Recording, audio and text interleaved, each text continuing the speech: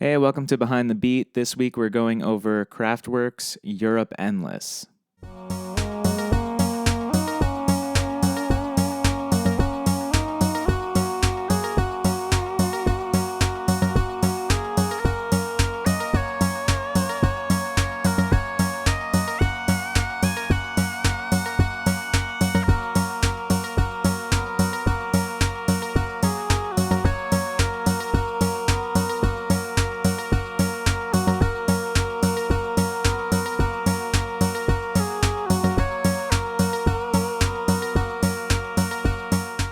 This episode is a little different than previous episodes. I want to focus, in addition to the sound design, I want to focus on the systems element. So getting all of these instruments to play together. I'll explain my own setup and give you some techniques and tips that you can use in your own workflow. Within my setup, there are two core hubs that kind of hold everything else together. So there is the Digitact, that is the sequencing and sampling hub. There's MIDI that runs out of the Digitact into the Quantum, and then out of the MIDI through from the Quantum into the Sub 37. And then there is the Audio Hub, which is the mixer under the desk. So the main output from the Quantum, the output from the Sub 37, and the output of the Digitact run into the mixer. The aux output of the Quantum runs under the desk into the Digitact's input. So you can kind of sample on the fly. And then the mixer has three outputs. The control room outputs go into my monitors. The main outputs go into this little 8-track recorder. And then the USB output goes into my DAW when I'm using a DAW. This provides a lot of versatility when recording. I can either record directly into this little Tascam and then just work on the fly, or I can record into a DAW if I want to do more involved mixing and processing. So now that whole system is kind of explained, let's get into the actual song. The main backbone of the track is this 2-bar loop from the Digitact and Sub 37.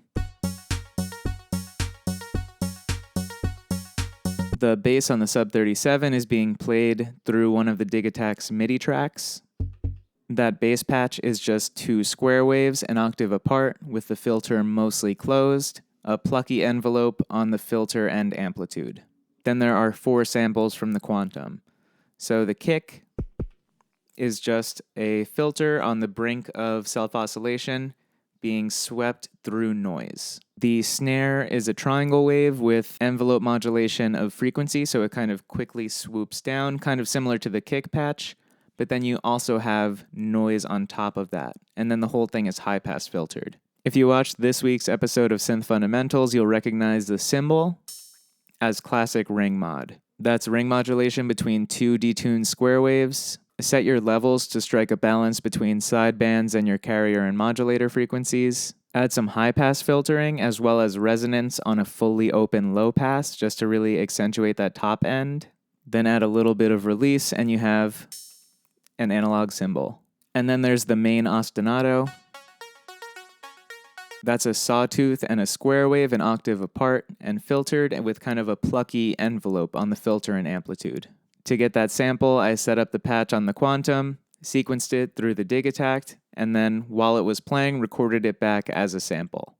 The Quantum can only play 2 patches at once, so by sequencing and sampling, you can kind of extend that.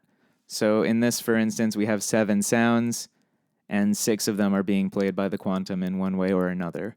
4 sampled and 2 live. Then for the 2 live patches, we have this, which is like a choir patch, and that's made using a male vocal wavetable. We have all 3 oscillators playing that same wavetable, kind of staggered in spectrum, start point tuning, so it sounds like a few voices together. And then for the other patch, we have a very narrow pulse wave with a much quieter sawtooth an octave above. That's pretty heavily filtered to keep it from becoming abrasive. What's really crucial with this patch is the vibrato.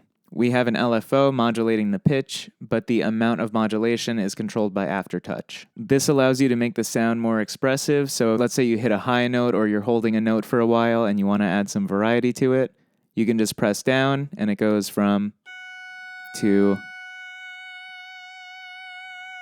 And these 2 patches are played live, so the choir just kind of plays an F-sharp major, and then that narrow pulse lead just kind of plays around in F-sharp mixolydian. And then once you have all that, the only thing left to do is start playing the sequence, get over to the quantum, and play it. I might do a longer form video on studio setup and workflow and creating the setup that's most conducive to your own creativity. If that's something you're interested in, let me know, and I'll try to rush that out.